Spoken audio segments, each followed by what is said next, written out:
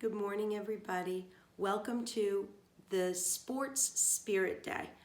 I have absolutely no jerseys and nothing from any team. I realize this. And so I wore the Field Day t-shirt from Washington School because that's about as sporty as it gets in the Laurent household. So I am going to continue with Ramona the Pest. We left off with Miss Mullen, the principal, telling Ramona that she was going to go introduce her to the substitute, Mrs. Wilcox. And she said, "I know you're going to like her," and started out the door. Ramona felt a little indignant because Miss Mullen did not demand to know why she had been hiding all that time. Miss Mullen didn't even notice how forlorn and tear-stained Ramona looked. Forlorn means kind of sad. If you're forlorn, you kind of look like this. Very sad. Ramona had been so cold and lonely and miserable that she thought Miss Mullen should show some interest. She had half expected the principal to say, "Why, you poor little thing, why were you hiding behind the trash cans?" The looks on the faces of the morning kindergarten when Ramona walked into the room with the principal made up for Miss Mullen's lack of concern. Round eyes, open mouths, faces blank with surprise. Ramona was delighted to see the whole class staring at her from their seats. They were worried about her. They cared what happened to her.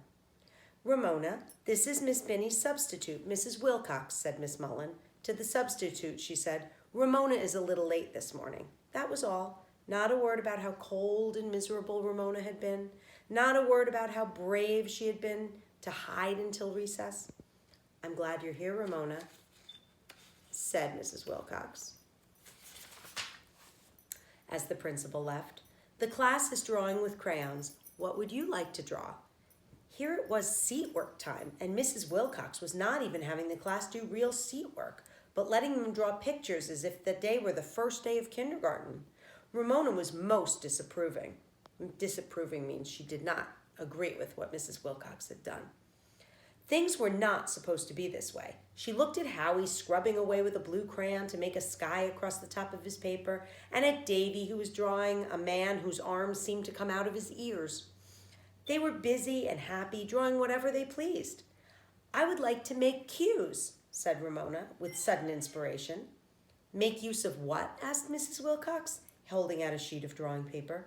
Ramona had been sure all along that the substitute could not be as smart as Miss Binny, but at least she expected her to know what the letter Q was. All grown-ups were supposed to know Q. "Nothing," Ramona said as she accepted the paper and, pleasantly self-conscious under the awed stares of the kindergarten, went to her seat. At last Ramona was free to draw her Q her own way. Forgetting the loneliness and discomfort of the morning, she drew a most satisfying row of Q's, Ramona style, and decided that having a substitute teacher was not so bad after all. And you can see the way she drew her Q's with the tail and the ears. That's the way. Mrs. Wilcox wandered up and down the aisles looking at pictures. "Why, Ramona," she said, pausing by Ramona's desk, "what charming little cats you've drawn. Do you have kittens at home?"